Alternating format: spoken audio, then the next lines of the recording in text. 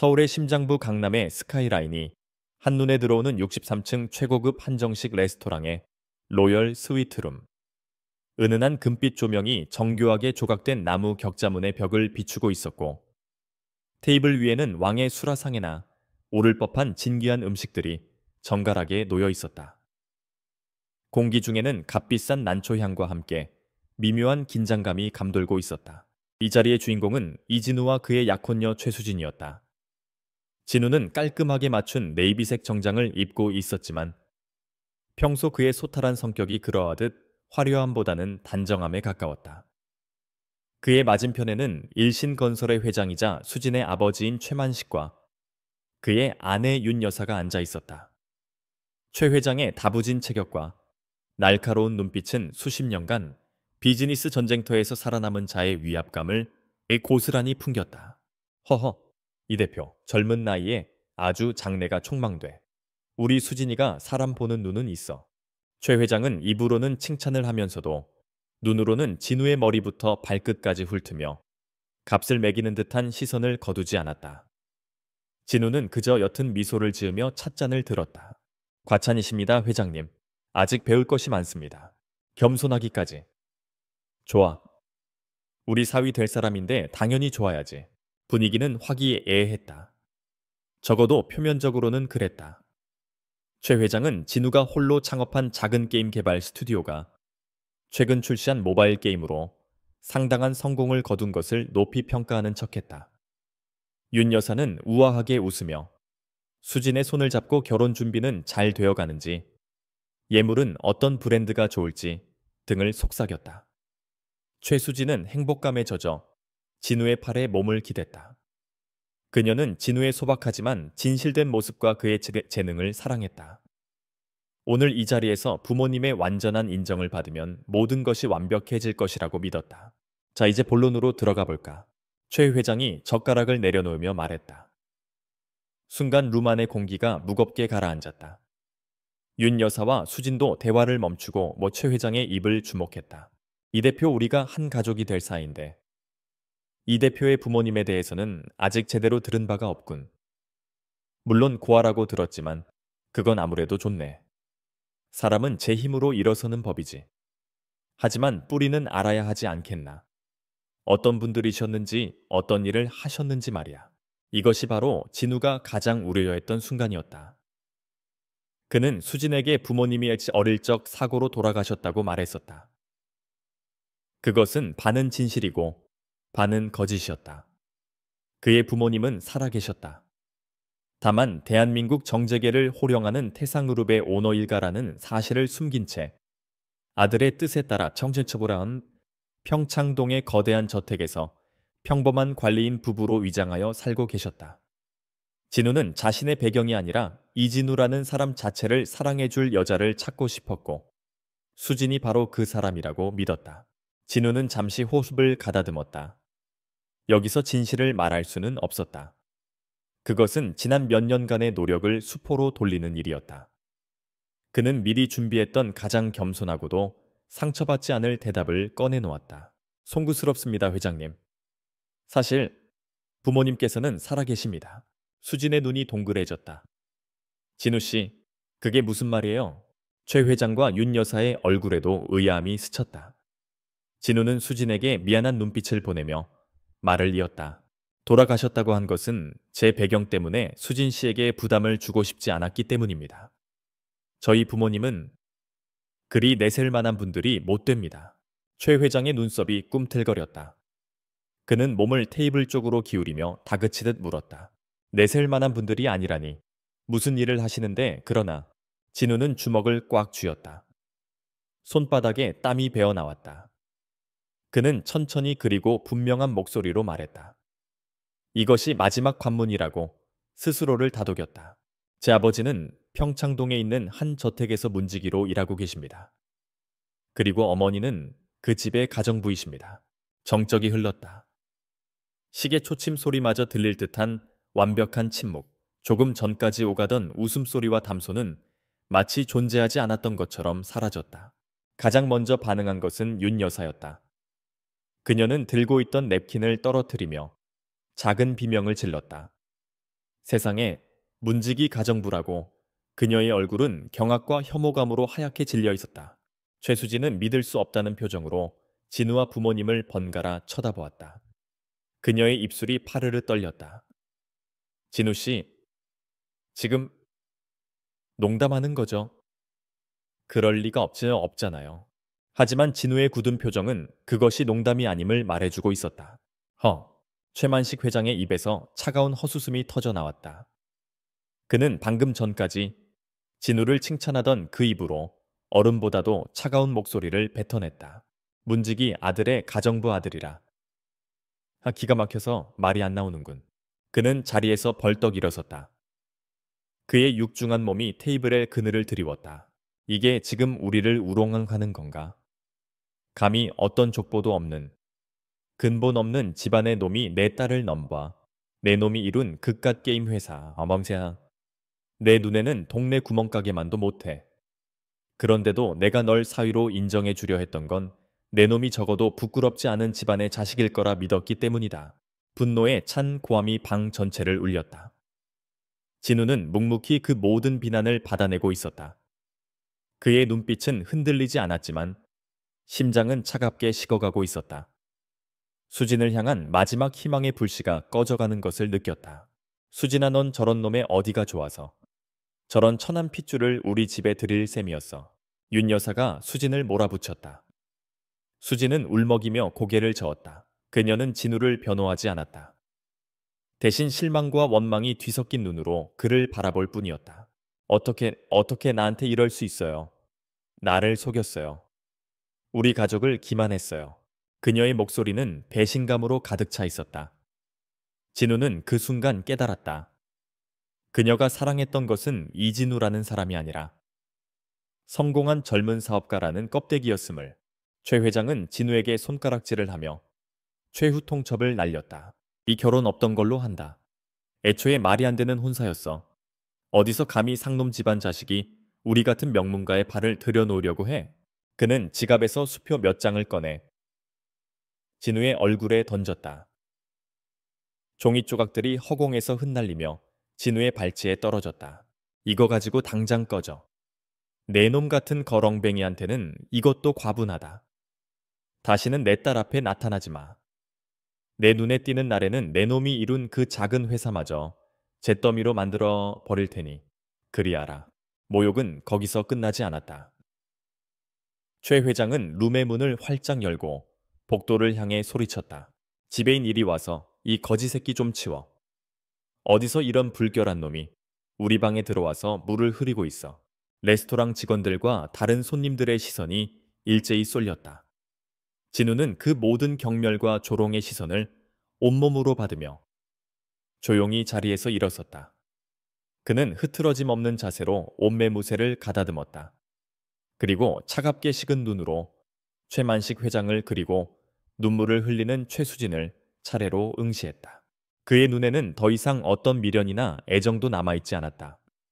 오직 차가운 분노와 뼈에 사무치는 경멸만이 이글거리고 있었다. 오늘 회장님께서 하신 말씀과 행동 반드시 후회하게 될 겁니다. 나지막하지만 강철 같은 의지가 담긴 목소리였다. 뭐 이 자식이 끝까지. 최 회장이 주먹을 치켜들었지만 진우는 이미 등을 돌린 후였다. 그는 흩어진 수표들을 밟고 지나갔다. 마치 더러운 오물을 피하듯. 그는 단 한 번도 뒤돌아보지 않고 굴욕의 공간을 빠져나왔다. 차가운 밤 공기가 그의 뺨을 스쳤다. 화려한 서울의 야경이 눈에 들어왔지만 그의 세상은 방금 무너져 내렸다. 사랑, 신뢰, 그리고 그가 스스로의 힘으로 쌓아 올렸다고 믿었던 모든 것들이 한순간에 부정당했다. 진우는 주머니에서 휴대폰을 꺼냈다. 그리고 단축번호 1번을 길게 눌렀다. 신호음이 2번 울리고 중후한 목소리가 들려왔다. 도련님. 진우의 입에서 얼음장 같은 목소리가 흘러나왔다. 박 실장, 계획을 변경해야겠어. 이제 놀이는 끝났으니까. 그의 눈빛이 서울의 야경보다도 더 차갑게 빛나고 있었다. 복수의 서막이 오르는 순간이었다. 다음날 아침 진우의 게임 스튜디오 미라지. 소프트의 사무실은 여느 때와 같은 활기로 가득 차 있었다. 젊은 개발자들의 키보드 타자 소리, 새로운 캐릭터 디자인에 대한 열띤 토론, 그리고 커피 향이 뒤섞여 공간을 채우고 있었다. 하지만 창가에 서서 회색빛 도시를 내려다보는 진우의 마음은 폭풍 전야처럼 고요하고 차가웠다. 아직 직원들에게는 어젯밤의 참사에 대해 아무 말도 하지 않았다. 그들의 꿈과 열정이 담긴 이 공간을 더럽히고 싶지 않았다. 그러나 최만식 회장은 진우에게 생각할 시간을 줄 마음이 없었다. 오전 10시 정각법률사무소에 인장이 찍힌 내용 증명 한 통이 퀵서비스를 통해 배달되었다. 진우가 봉투를 뜯자 차가운 법률 용어들이 그의 눈을 파고들었다. 일신건설의 자회사이자 미라지 소프트의 핵심 투자사였던 일신, 벤처스필과 대표이사의 도덕적 해이 및 신뢰관계 파기를 사유로 즉각적인 투자금 회수를 통보하는 내용이었다. 대표님 이게 무슨...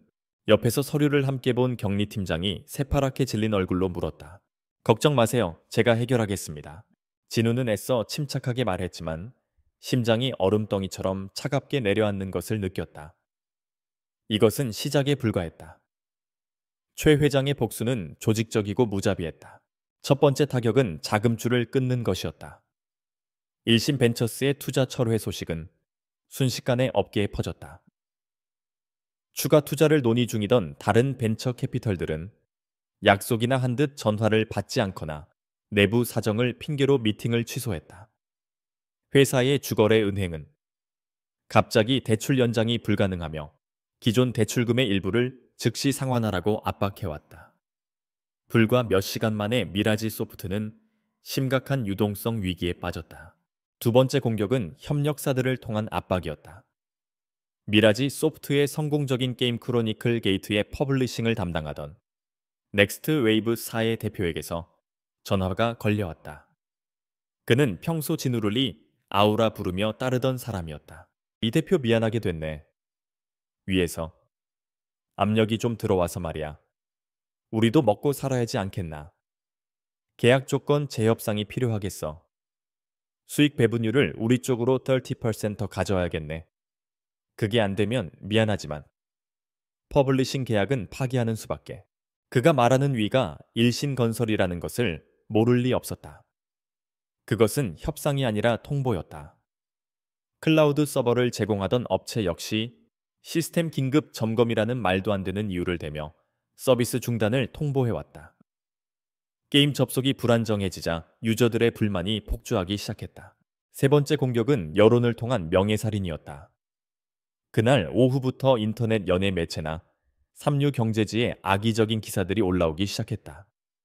충격 유망 게임 개발사 대표 알고 보니 학력 위조 사기꾼 미라지 소프트 투자금 횡령 의혹, 도덕성 논란, 넬레 점화 같은 자극적인 제목의 기사들이었다. 내용은 전부 허위였지만 대중은 진실에 관심이 없었다. 기사는 걷잡을 수 없이 퍼져나갔고 회사의 이미지는 나락으로 떨어졌다. 대표님 이게 다 뭐예요?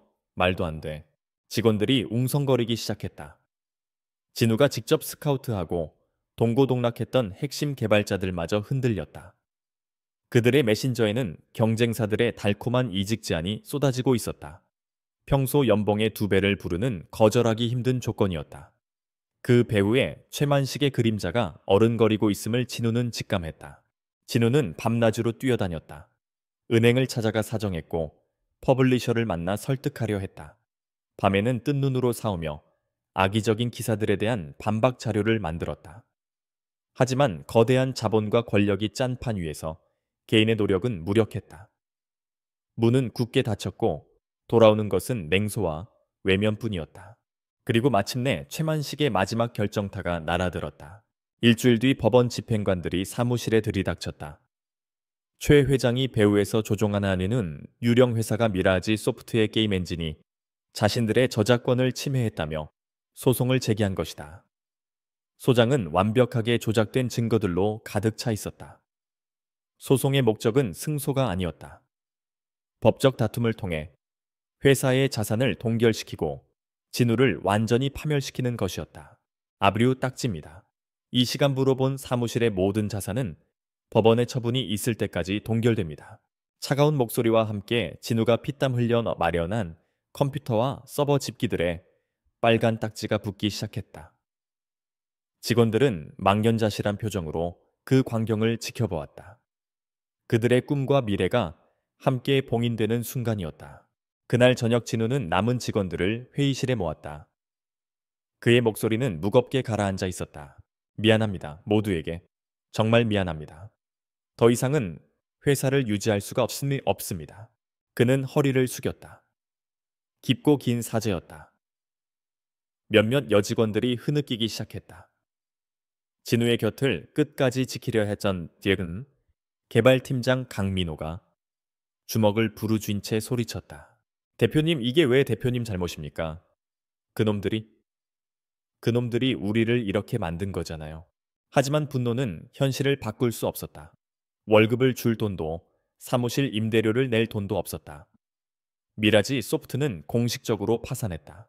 진우는 직원들의 퇴직금이라도 마련하기 위해 타고 다니던 작은 중고차와 살던 원룸의 보증금까지 모두 처분했다. 그렇게 모든 것을 잃고 그의 손에는 수억 원의 빚만 남았다. 최수진에게서 마지막 문자가 와 있었다. 이렇게까지 망가지는 꼴을 보니 내 마음이 다 아프네. 처음부터 분수를 알았어야지. 가난한 문직이 아들 주제에 감히 누굴 넘봐. 조롱과 경멸이 가득 담긴 문자였다. 진우는 그 문자를 말없이 삭제했다. 그의 마음속에서 최수진이라는 존재가, 그리고 그녀와 함께했던 모든 시간이 한 줌의 재가 되어 사라졌다. 며칠 후 텅 빈 사무실에 진우 혼자 남아 있었다. 전기가 끊겨 어두컴컴한 공간에는 먼지 쌓인 책상과 의자들만이 유령처럼 자리를 지키고 있었다. 벽에 붙어 있던 게임 캐릭터 포스터와 개발 일정표가 처량하게 찢어져 있었다. 그가 모든 것을 바쳐 이룬 꿈의 무덤이었다. 창밖으로는 여전히 화려한 도시의 불빛이 반짝이고 있었다.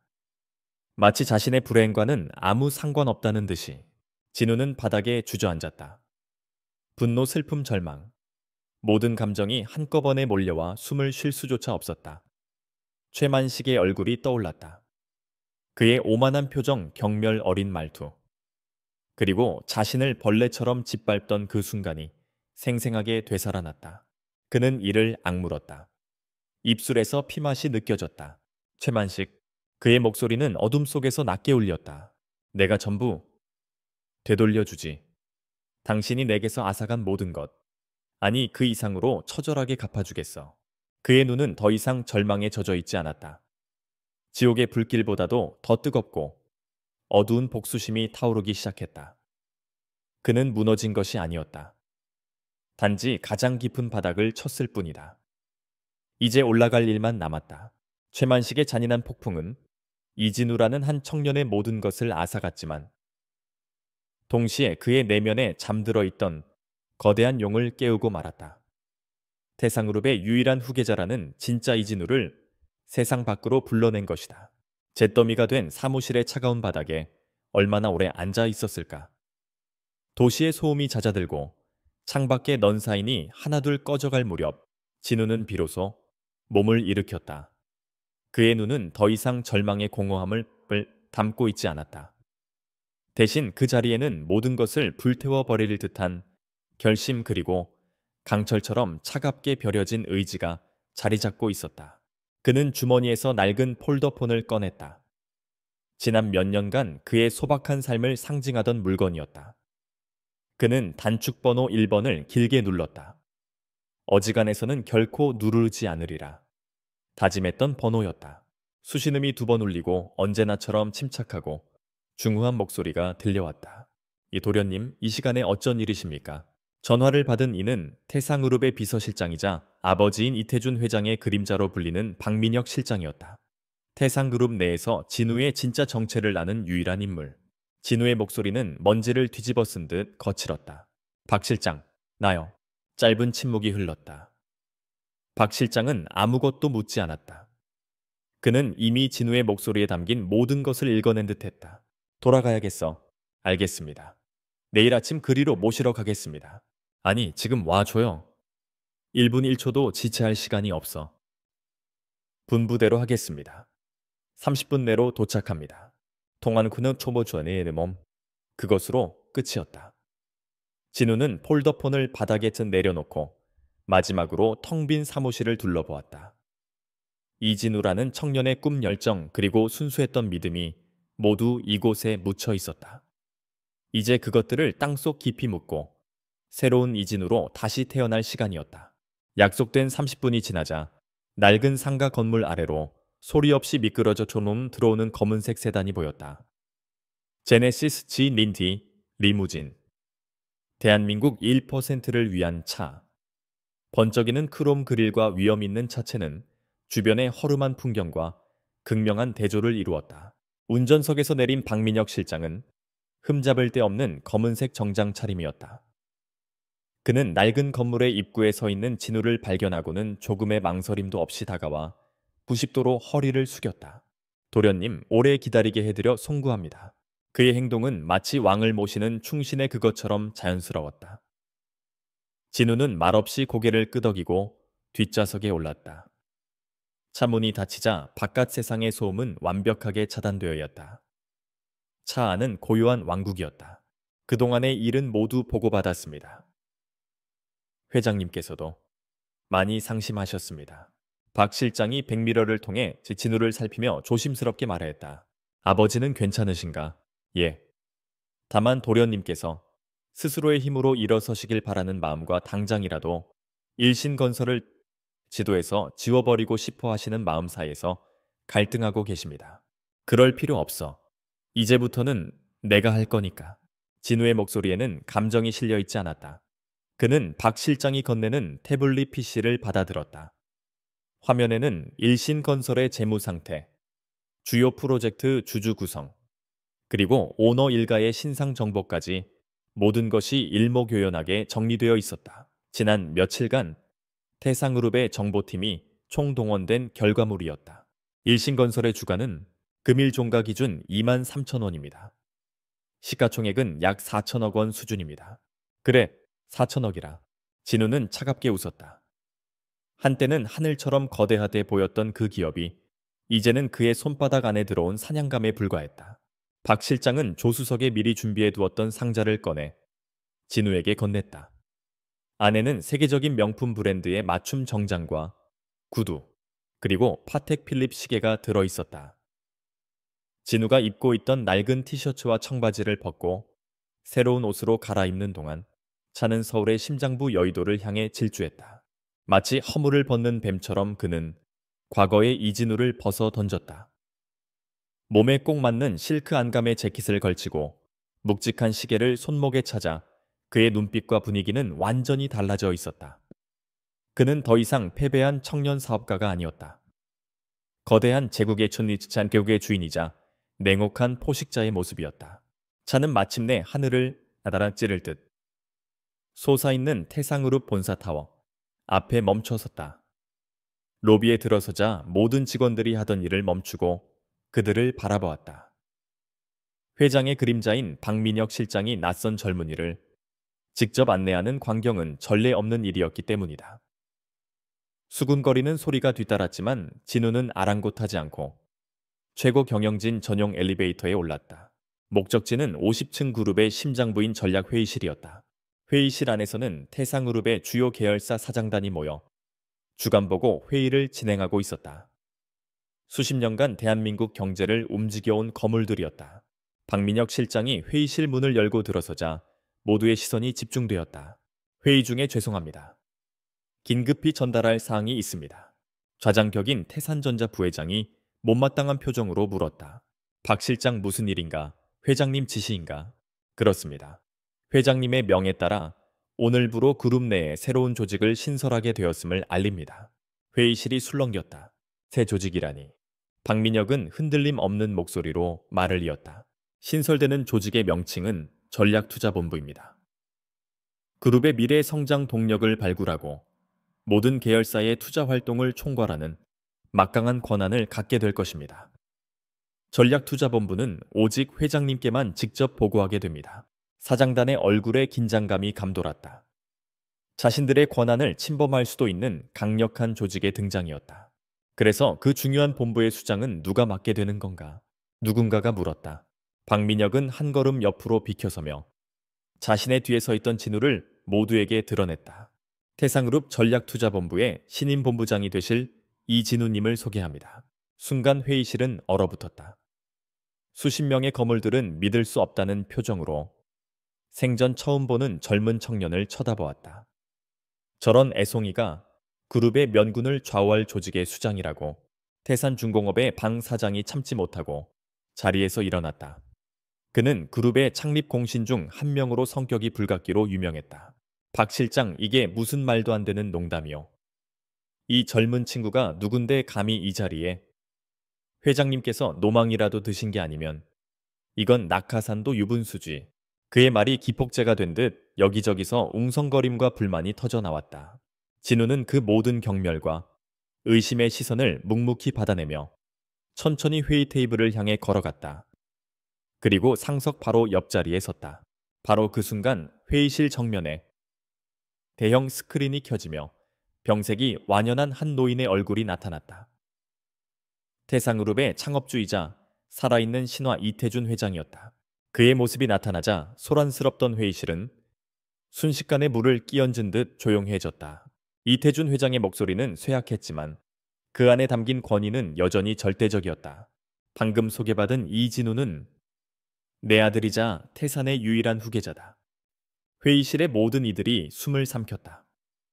수십 년간 베일에 쌓여있던 회장의 후계자가 바로 저 젊은이였다는 사실에 경악을 금치 못했다.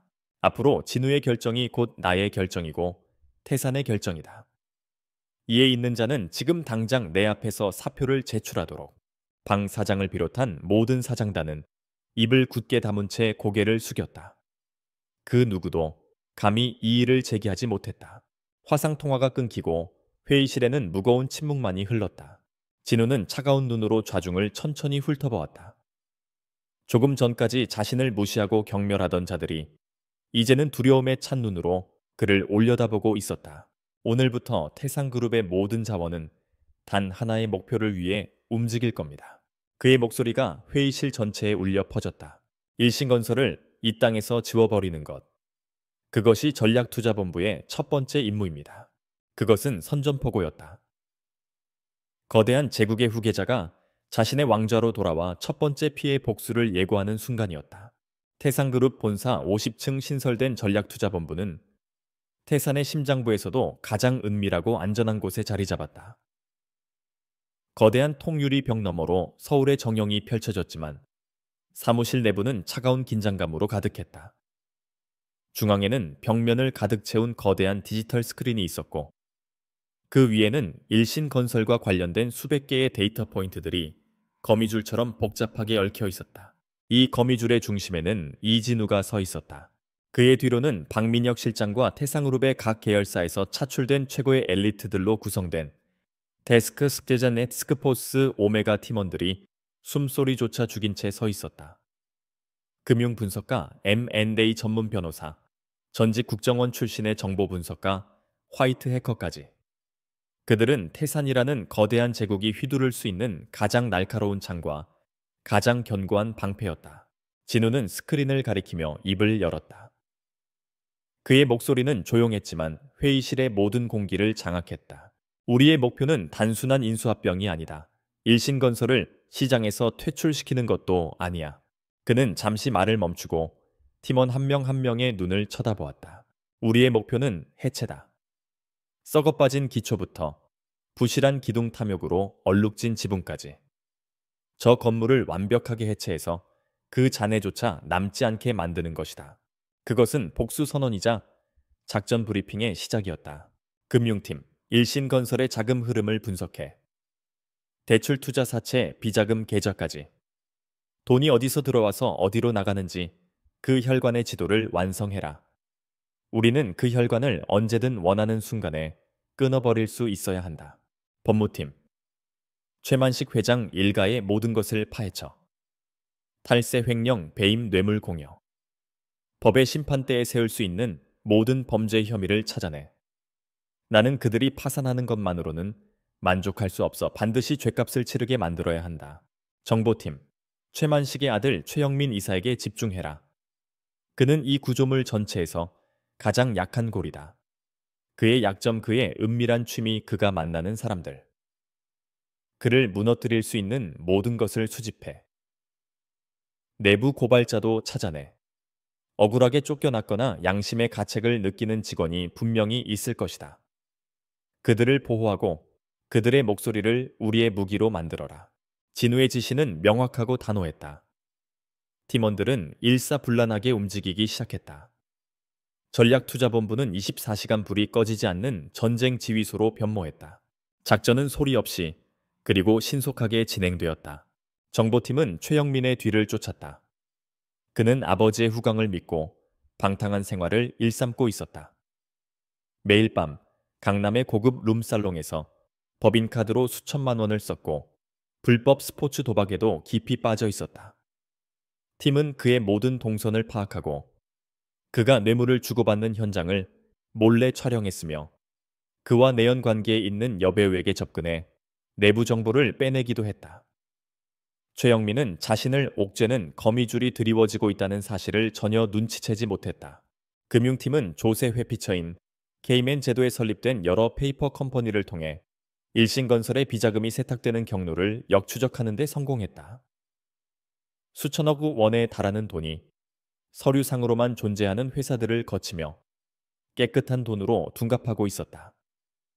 그 자금의 최종 진축자의 최종 목적지는 최만식 회장 일가의 비밀 금고였다.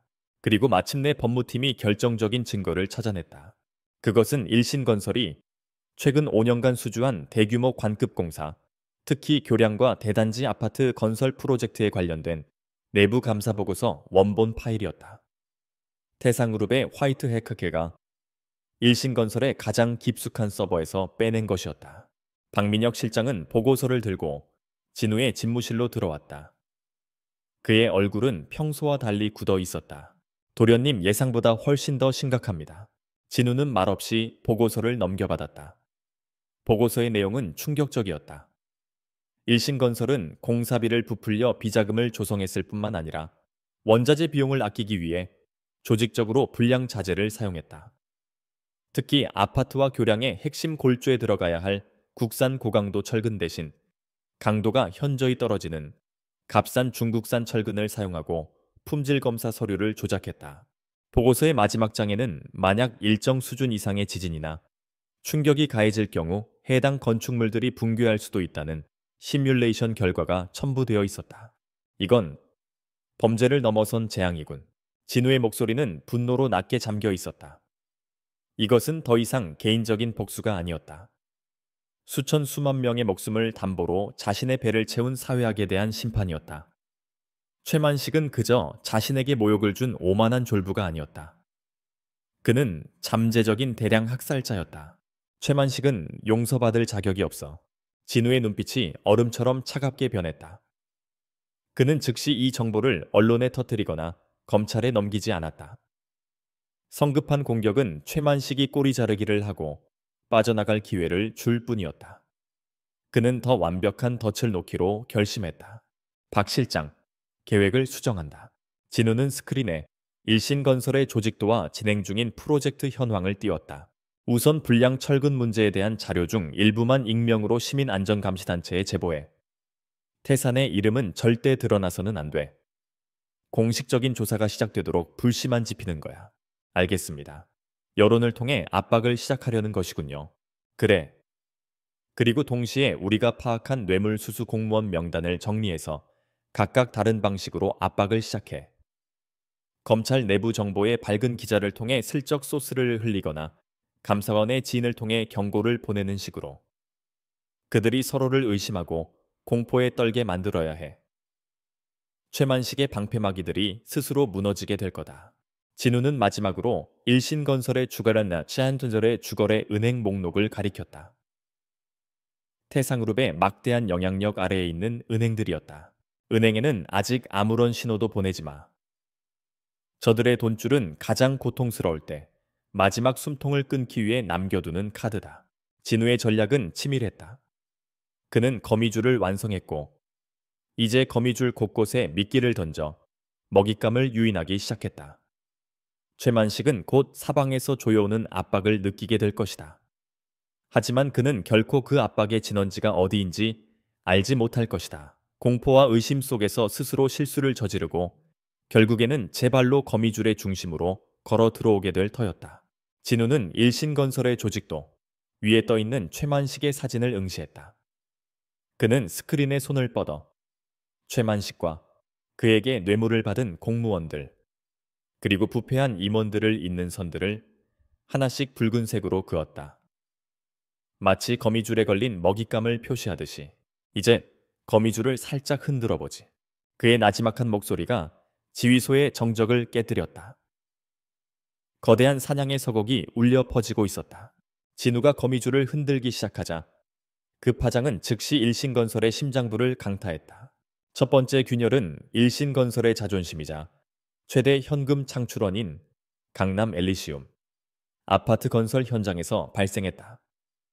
대한민국 상위 세로 1%를 위한 최고급 주거 공간을 표방하며 분양 시작과 동시에 완판 신화를 썼던 바로 그 프로젝트였다. 최만식 회장은 자신의 집무실에서 방금 보고받은 내용을 믿을 수가 없다는 듯이 서류를 집어 던졌다. 공사 중단 명령. 고작 시민단체 따위의 민원 하나 때문에 시청 건축과 놈들이 감히 내 현장을 멈춰 세워 그의 얼굴은 분노로 시뻘겋게 달아올라 있었다. 비서실장이 떨리는 목소리로 보고를 이었다. 시민안전감시연대라는 들어본 적도 없는 작은 단체에서 철근 강도 미달 의혹을 제기했다고 합니다. 그런데 하필이면 새로 부임한 건축과 과장이 원리 원칙을 따지는 강꼴이라. 현장 감리를 불시에 진행했고 샘플로 채취한 철근 일부에서 기준치 미달 결과가 나왔다고 합니다. 말도 안 되는 소리. 그건 운송 과정에서 생긴 오류거나 검사 기계의 오작동일 뿐이야. 당장 담당 공무원과 그 시민단체 놈들 싹 다 불러 돈으로 처발라서라도 입을 막아버려. 최 회장은 늘 하던 방식대로 소리쳤다.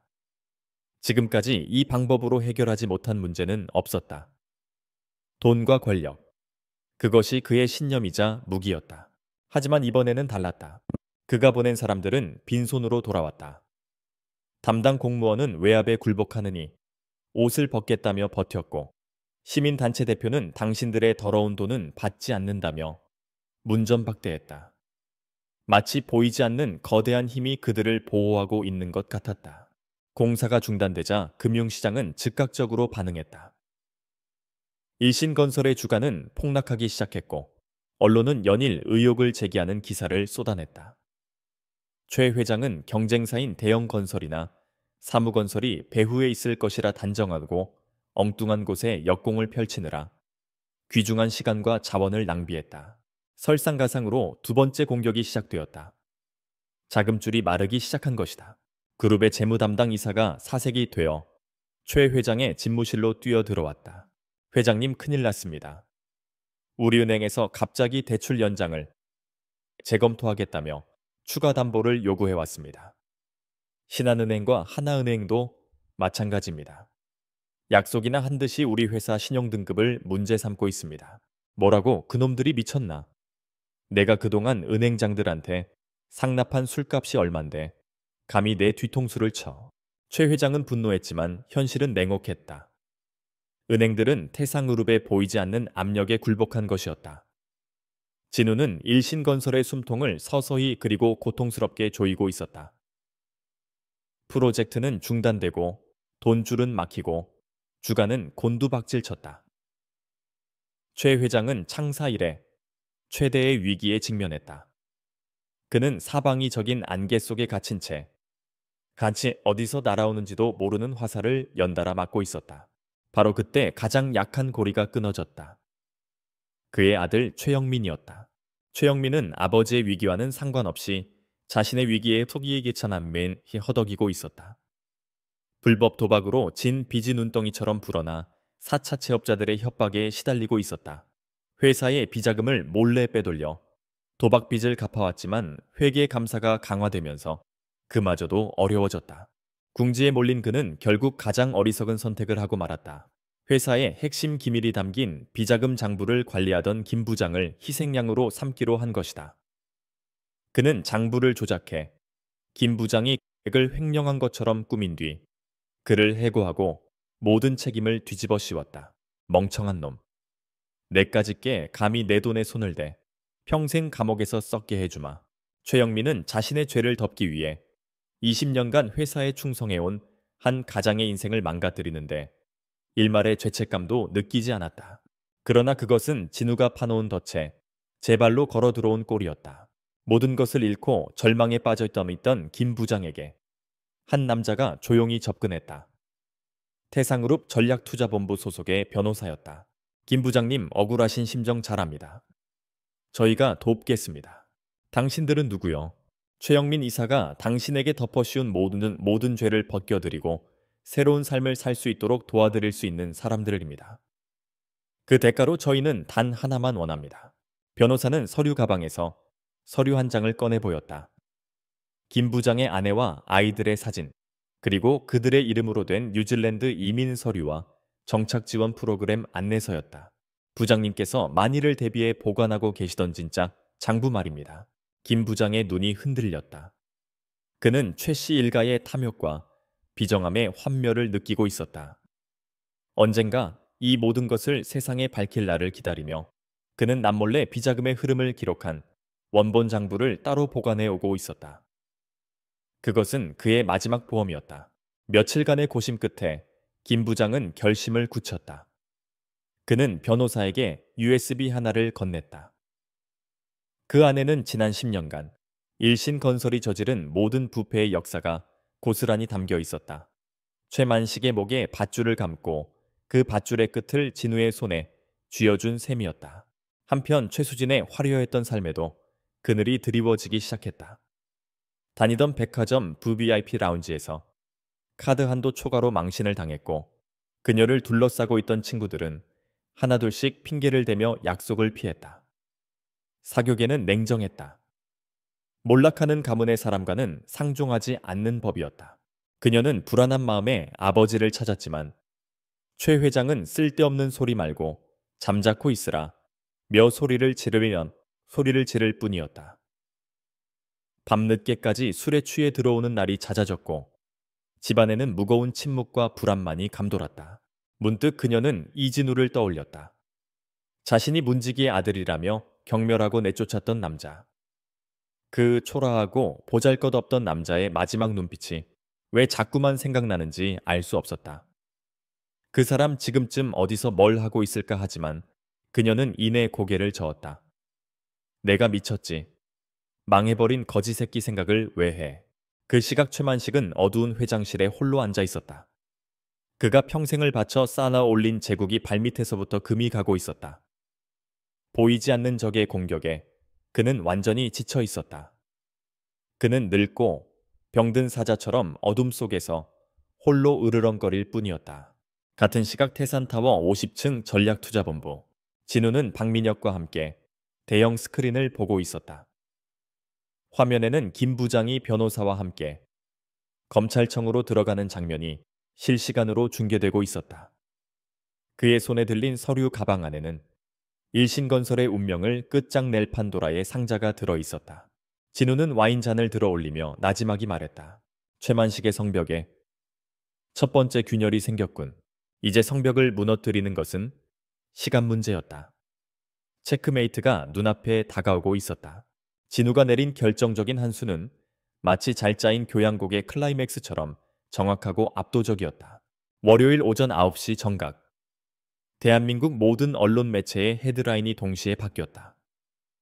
텔레비전 뉴스 속보 자막이 화면 하단을 가로질렀고 신문 한 면이 교체되었으며 포털 사이트의 메인 화면이 일신건설 관련 기사로 도배되었다. 단독 일신건설 수천억 원대, 비자금 조성, 정관계 로비 명단 입수, 충격 강남 엘리시움 등 주요 아파트 중국산 불량 철근 사용 확인, 대한민국 안전 붕괴 위기, 속보, 검찰 일신건설 본사 및 회장 자택 전격 압수수색, 최만식 회장 출국 금지 조치, 김 부장이 넘긴 판도라의 상자는 태상그룹의 치밀한 기획을 통해 가장 파괴적인 형태로 세상에 공개되었다. 증거는 차고 넘쳤다. 비밀장부 원본 뇌물 전달 장면이 담긴 영상 불량 자제 시험 성적서, 그리고 내부 고발자의 양심선언 인터뷰까지. 그 어떤 변명이나 부인도 통하지 않을 완벽한 증거의 폭풍이었다. 같은 시각 서초동에 위치한 일신건설 본사 사옥은 아수라장이 되었다. 로비는 수백 명의 기자들로 발 디딜 틈이 없었고 카메라 플래시가 쉴 새 없이 터졌다. 정문을 뚫고 들어온 검찰 수사관들이 압수수색이라고 적힌 파란색 상자를 들고 엘리베이터로 향했다.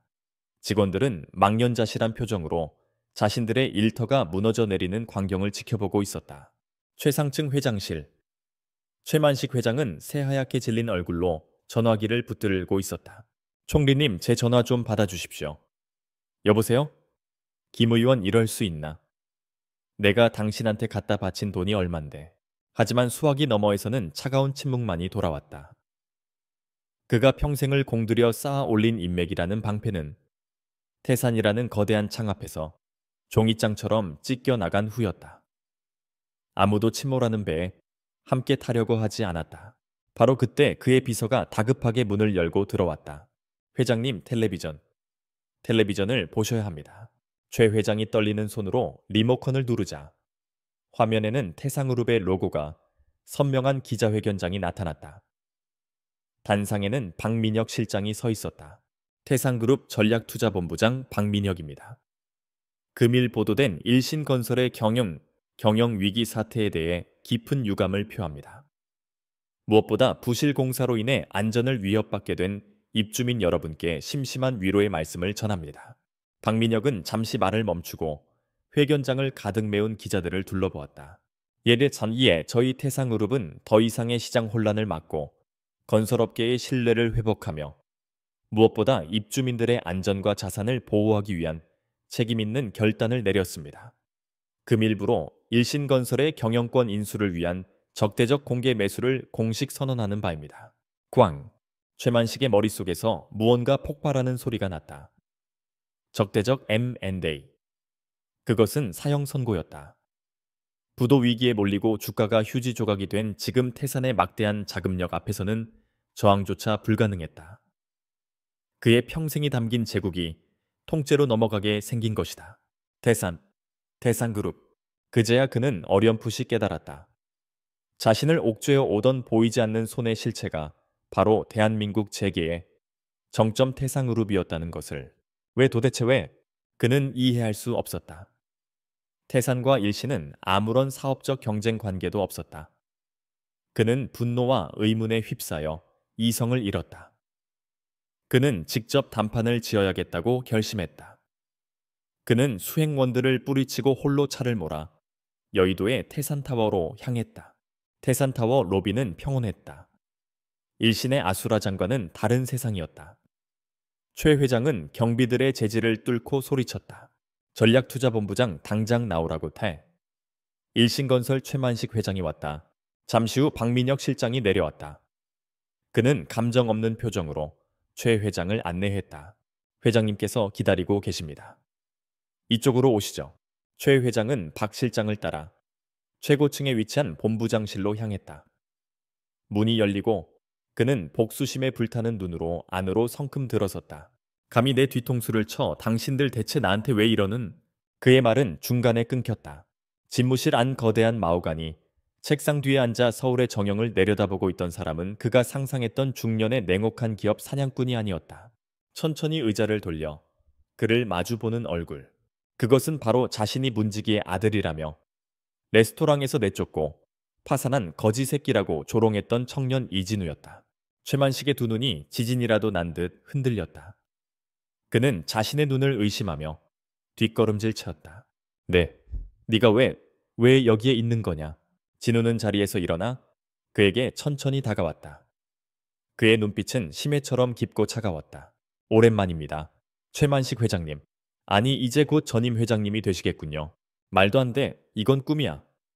내까진 놈이 어떻게 제가 왜 여기에 있는지 궁금하십니까? 진우는 최 회장의 바로 앞에 멈춰섰다. 그리고 그의 귓가에 얼음 조각 같은 목소리로 속삭였다. 당신이 경멸하던 그 문지기가 바로 태상그룹의 주인이신 이태준 회장님이십니다. 그리고 당신이 내쫓은 그 문지기의 아들이 바로 지금 당신의 모든 것을 빼앗고 있는 사람입니다. 최만식의 뇌가 모든 사고를 정지했다. 문지기, 태상그룹 회장, 이진우, 후계자, 조각난 파편들이 맞춰거지며 끔찍한 진실의 그림이 완성되었다. 그는 자신이 무슨 짓을 저질렀는지, 누구를 적으로 돌렸는지 그제야 깨달았다. 그의 다리에 힘이 풀렸다. 그는 그대로 바닥에 주저앉았다. 평생을 지배해 온 오만함과 위약은 간대 없이 오직 원초적인 공포와 절망만이 남았다. 그는 갓난아기처럼 벌벌 떨며 진우의 바짓가랑이를 잡으려 했다. 잘못했다 내가 다 잘못했네. 제발, 제발 살려주게 이 서방. 그 더러운 손 치워. 진우의 목소리에는 일말의 동정심도 없었다. 바로 그 순간 집무실 문이 열리고 검찰 수사관들이 들이닥쳤다. 박민혁 실장이 그들을 이끌고 있었다. 최만식 씨, 특정 경제범죄 가중치 어벌 등에 관한 법률 위반 횡령 배임 및 뇌물공여 혐의로 긴급 체포합니다. 당신은 변호사를 선임할 수 있으며 미란다 원칙이 낭독되는 동안 최만식은 넋이 나간 사람처럼 허공만 응시했다. 그는 저항 없이 수사관들에게 양팔을 붙들려 질질 끌려 나갔다. 평생을 바쳐 쌓아 올린 성의 주인이 가장 비참한 모습으로 자신의 제국에서 쫓겨나는 순간이었다. 진우는 창가에 서서 멀리 보이는 일신건설 사옥 위로 드리워지는 저녁 노을을 바라보았다. 그가 일으킨 거대한 폭풍이 끝나가고 있었다. 그의 눈에는 승리감의 희열 대신 모든 것을 끝냈다는 차가운 정적만이 감돌고 있었다. 복수는 끝났다. 이제 잿더미 위에서 새로운 것을 시작해야 할 시간이었다. 폭풍이 지나간 자리는 고요했다. 몇 달 후 대한민국을 떠들썩하게 했던 일신건설 게이트는 사람들의 기억 속에서 서서히 잊혀갔다. 하지만 그 폭풍이 남긴 흔적은 누군가에게는 영원한 흉터로 또 다른 누군가에게는 새로운 시작을 위한 대지로 남았다. 일신건설은 상장 폐지되었다. 회사의 자산은 태산그룹이 설립한 자회사 태산도시개발로 흡수 통합되었다. 태산은 부실 공사가 이루어진 아파트 단지에 대한 전면적인 안전 진단과 보강 공사를 시작했다. 모든 비용은 태산이 부담했다. 이 책임감 있는 행보는 추락했던 건설업계의 신뢰를 회복하는 계기가 되었고 태산그룹의 이미지는 그 어느 때보다도 긍정적으로 빛났다. 법의 심판은 신속하고 엄정했다. 최만식 회장은 수십 년의 중형을 선고받고 영어의 몸이 되었다. 그의 아들 최영민 역시 상습 도박과 횡령 혐의로 아버지의 뒤를 따랐다. 그들이 불법적으로 축제한 재산은 모두 국고로 환수되었고 한때 세상을 호령하던 명문가의 이름은 부패의 대명사로 전락했다. 어느 맑은 가을날 오후 태산타워 로비에 한 초라한 여인이 찾아왔다. 화려했던 과거를 짐작할 수 없을 정도로 수척해진 최수진이었다. 그녀는 몇 시간이고 로비 구석에 서서 이진우가 나오기만을 기다렸다.